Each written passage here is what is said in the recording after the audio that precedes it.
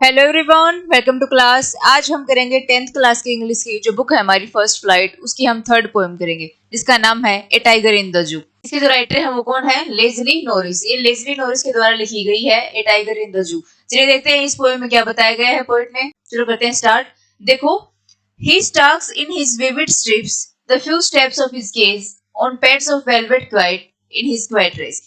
देखो, इस पोएम में 5 स्टेंजास हैं। जो फर्स्ट और थर्ड स्टेंजा है ना, उसमें ये बताया गया है कि एक टाइगर है, वो जू में बंद है, एक पिंजरे में बंद है, वहां पर एक केज में है। ठीक है, तो वहां पर उस टाइगर की कंडीशन कैसी है ये तो बताया गया है फर्स्ट और थर्ड में। ठीक है, और जो सेकंड और फोर्थ है ना, उसमें बताया गया है कि उसकी कंडीशन कैसी होती अगर वो फॉरेस्ट में होता, वाइल्ड लाइफ में होता। ठीक है, तो देखो फर्स्ट स्टेंजा पढ़ते हैं हम। फर्स्ट में क्या दिया गया है? He starks in his vivid stripes. He का मतलब यहाँ पर क्या है? टाइगर से है। ठीक है, the few steps of his gaze on pads of velvet quite in his quite race. देखो क्या बताया गया है? स्टार्क्स का मतलब होता है चलना। ठीक है, वो चल रहा है। He starks in his vivid stripes. आपने देखा होगा ना, टाइगर के ऊपर अलग अलग तरह की स्ट्रिप्स होती हैं, अलग अलग तरह की धारियां होती हैं। तो क्या कर रहा है? Few steps of his gauge, वो अपने पिंजरे में कुछ कदम चल रहा है। On pads of velvet quite, इसका क्या मतलब है? जो टाइगर होते हैं ना, उनके जो पंजे होते हैं ना, वो क्या होते हैं? बहुत ही सॉफ्ट होते हैं, कदम होते हैं। यानी कि वो अपने आरामदायक पैरों से आराम से चल रहा है, कुछ स्टेप्स चल रहा है केज के। ठीक है, अब देखो नेक्स्ट देखते हैं। नेक्स्ट क्या कहना चाहता है? He should be lurking in shadow। यानी कि अगर वही टाइगर फॉरेस्ट में होता, अपने नेचुरल एनवायरनमेंट में होता, तो क्या करता? देखो, he should be lurking in shadow sliding through the long grass near the water hole where palm deer pass। lurking का क्या मतलब होता है? हाइड। ठीक है, यानी कि छिपना। यानी कि वो क्या करता? एक लंबे से घास में जाकर छिपता और फिर वहां पर बैठता जहां पर क्या करते हैं, जो डियर निकलते हैं वहां से, जहां से डियर पास होते हैं अपने शिकार के लिए, वहां पर बैठता। ठीक है, अब देखो नेक्स्ट क्या बोल रहा है?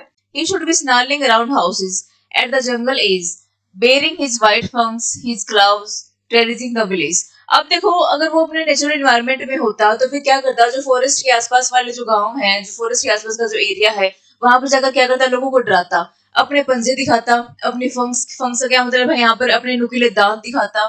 ठीक है, क्या करता? देखो, जो आसपास के गांव है ना, एट द जंगल एज, जो आसपास के एरियाज है, जंगल के पास के, फॉरेस्ट के पास की, वहां पर क्या करता? वहां पर जाकर ये लोगों को डराता, अपने जो नुकीले दांत हैं उनको दिखाता। ठीक है, अब देखो क्या है? But he is locked in concrete cell. पर क्या है? जो टाइगर है हमारा, वो कहां पर बंद है? एक कंक्रीट सेल में बंद है, एक केज में बंद है, एक जू में।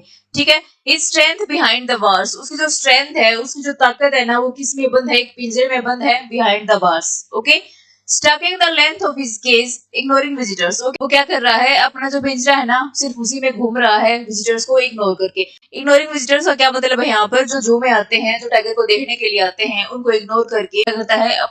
अपने केज में कुछ स्टेप्स चलता है। ठीक है, अब देखो, he hears the last voice at night, the patrolling cars, and stares with his brilliant eyes at the brilliant stars। Tiger है जो पिंजरे में बंद है, उसने एक आवाज सुनाई दी जो कि किसी थी? पेट्रोलिंग कार्स की थी।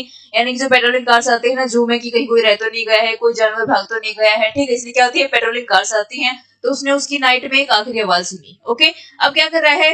And stairs with his brilliant eyes at the brilliant stars. अब जो टाइगर है वो अपनी आंखों से जो स्टार्स है, जो ब्रिलियंट स्टार्स है, उनको निहार रहा है, उनको देख रहा है, इसी उम्मीद में कि क्या वो कभी अपने नेचुरल एनवायरनमेंट में जा पाएगा, अपने फॉरेस्ट में जा पाएगा, या फिर यहीं पर बंद रह जाएगा। ठीक है, जो टाइगर की आंखें है ना, ब्रिलियंट आईज, उसको कंपेयर किया गया है ब्रिलियंट स्टार से, क्योंकि उसकी भी आंखें इतनी चमक रही थी।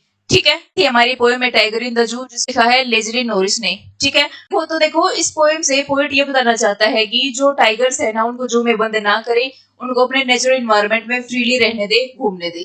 ठीक है, तो यहीं पर हमारी ये पोएम खत्म होती है, ए टाइगर इन द जू। आज के लिए बस इतना ही। मिलते हैं नेक्स्ट वीडियो में नेक्स्ट चैप्टर के साथ। अगर आपको वीडियो अच्छी लगी हो तो इस चैनल को लाइक शेयर सब्सक्राइब करें।